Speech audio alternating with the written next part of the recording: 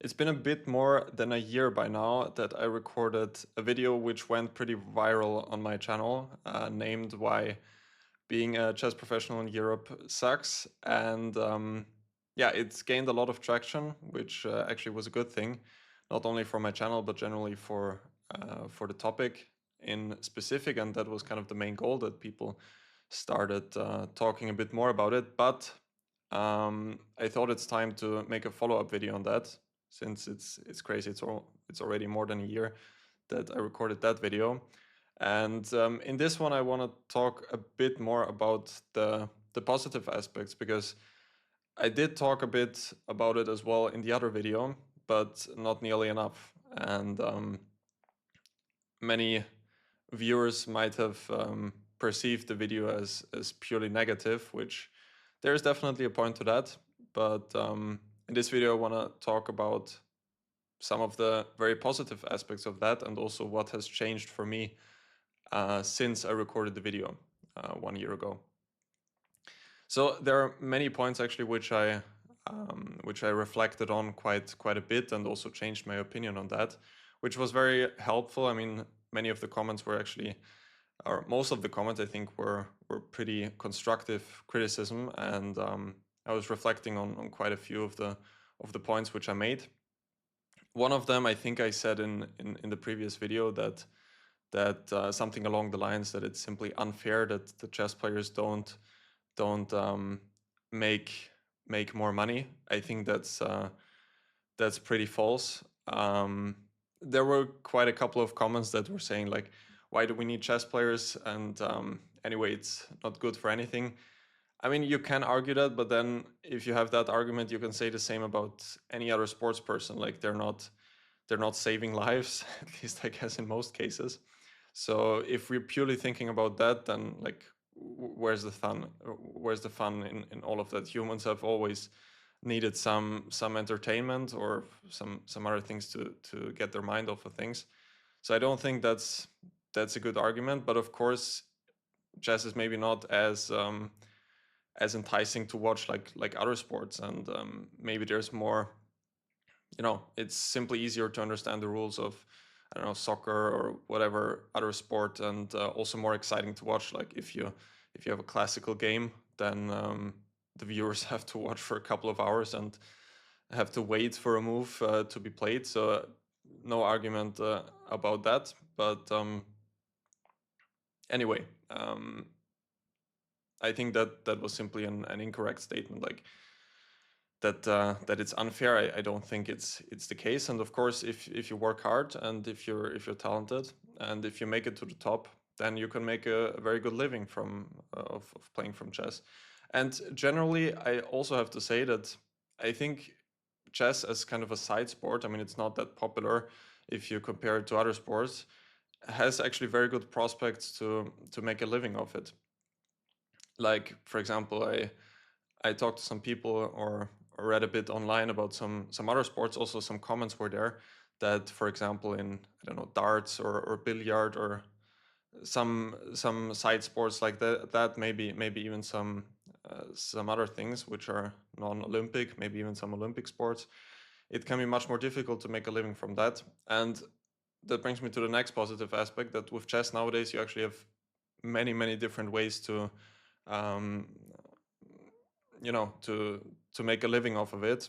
Obviously, coaching is the main thing, but compared to other sports, you have a lot of things which you can actually do from home. You can do online. You can have students internationally, which might be possible in other sports, but it's not nearly as effective. Like, you cannot be, I imagine you cannot be a tennis coach if you're sitting in Europe, and your student is sitting in the US, for example. That probably wouldn't work as well in practice, but in chess it works pretty well. And on top of that, there is a chance to to write books, to create course material, and all of those things. I think what wasn't clear to me a year ago. I mean, mind you, I was 22 back then. Obviously, if you're getting older, you're kind of looking back, and you're wondering about yourself. What was I thinking back then, and how could I have come up with an opinion like that? it's obvious that, or at least now it's obvious to me that, of course, if you want to be successful and make a good living from a niche like chess, you have to excel at it, and you have to put in a lot of hours to to get opportunities to get more students, to get more to improve as a player as well, which will also help you to get other opportunities as well. So yeah, I mean, now it's clear to me that once just because you're a grandmaster in chess doesn't mean that you deserve anything, but you have to still create your own chances and get a specific standing in the chess community as an educator, as an entertainer, or whatever it is that you're looking for. In my case, it's being an educator. Maybe just to finish this point, is that yeah, at least in the past year, I personally, I can speak only from my personal experience. I took on many new projects, many new things, and it often led to me working quite a lot. I'm not saying that. Yeah, I'm not saying that in a negative thing, because it was my own personal choice and I'm very happy with it. But if okay, big surprise for everyone, if you want to be successful in any field, you have to put in a lot of work. Yeah, huge surprise. Maybe that wasn't as clear to me back then as it is now. Like only because you're, as I said earlier, only because you're a grandmaster doesn't mean that you yeah, deserve all of the opportunities. I mean, there are not so many grandmasters in the world, but still also not so few, at least in the meantime. Another point which I talked about in the other video was kind of the comparison between Europe and Asia. Obviously, that was also in the title, and yeah, some of the points I would say I stick with, which is of course the government support, which is yeah, which is much better in Asia, I would say, for sports people in general, not only for chess, from what I know. But I also briefly stated that in the other video, but I think it was maybe mostly it went unnoticed. Is that of course I'm happy to live in Europe. Like there are always, of course, up and downsides with every place you live in the world. But I can speak for myself that I'm very happy and very privileged to have grown up in Austria, which is of course a comparatively very rich country if you compare it with the general world. And another point which yeah, which is also important, is like if you're living in Asia, you have to play a lot of tournaments in Europe, because I would say that most of the bigger open events and those things are being played in Europe, which means that you're also going to spend a lot more money just traveling back and forth. And I think this is also what many of the Indian players have been saying, and it's a very very good point that like flights are not that cheap, so they have to spend a lot of money on those things as well. And yeah, so this is another important point. So I don't want to keep this. I want to keep this video rather compact and short. The main takeaways are also, if some of you guys are thinking of pursuing chess as a professional career, is that, well, it's nice if you're a strong player, if you're a grandmaster, but that doesn't mean that opportunities are just gonna throw themselves at you, and you have to create them for yourself by doing a lot of hard work. Obviously, obviously the whole sphere of content creation it's improving for chess, but still, like, at least if you look at players with the GM level and above that, there are not so many that actually do this. And I can only again speak from my own experience, but the income which you make from YouTube, at least in my current level, is probably negligible. But simply the name which you will make for yourself will give you a few more opportunities. Like, for example, for me, it's doing commentary. Some of you guys are reaching out for coaching, which is of course another thing I do, and all of those things are are coming at you if you put yourself in the media a bit more. So this is the thing which I think is important for chess players in specific, to look a bit more in that direction. It's like, my theory is that why not more people are doing it, because chess players usually are a bit more, they like to keep for themselves, I think, in most cases. And it was also the case for me when I was starting out. Like, I felt a bit silly, and still do, that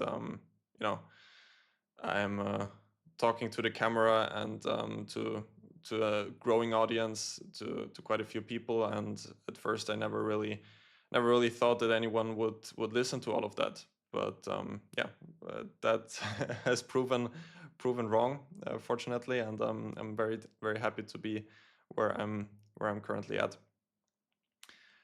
So what was I saying? The conclusion of all of this: you have to put yourself out there. You have to do a lot of work for all of that. And if you do all of that, then I think that chess actually has a lot of things which are very positive. Like, as I said earlier, other sports have it a lot harder, I think, like other side sports. The whole chess community is growing. There are many opportunities with coaching, creating courses, and all of those things. And most importantly, it's like, if you love the game, you can spend your whole day basically pursuing it as a career. And sometimes, of course, you might not enjoy it as much as other days. Like, if you turn your hobby into a career, it's always the thing that you don't really have that hobby anymore.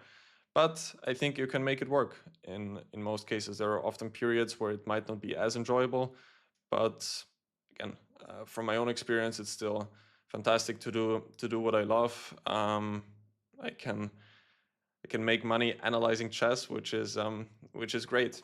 Looking for different ideas, and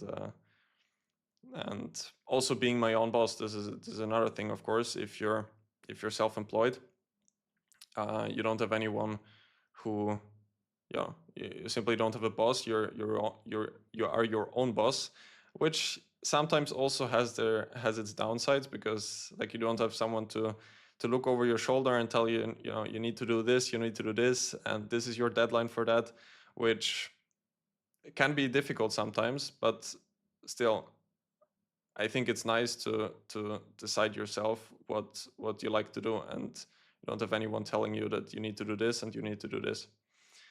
I think that were the most important points. I think I was rambling a bit in this whole video and jumping from point to point, but I hope that the whole message I'm trying to deliver is going to be successful. And hopefully some of you have not taken my video from last year as kind of a demotivation not to pursue chess as a career. I think there are many opportunities out there. Of course, the same still applies. Like, if you're not a top player, it's going to be difficult to make a living just from purely playing chess. But there are a lot of opportunities apart from that, with all of the points which I've stated earlier. So I think that was it for today. I hope you enjoyed this a bit different video than usual.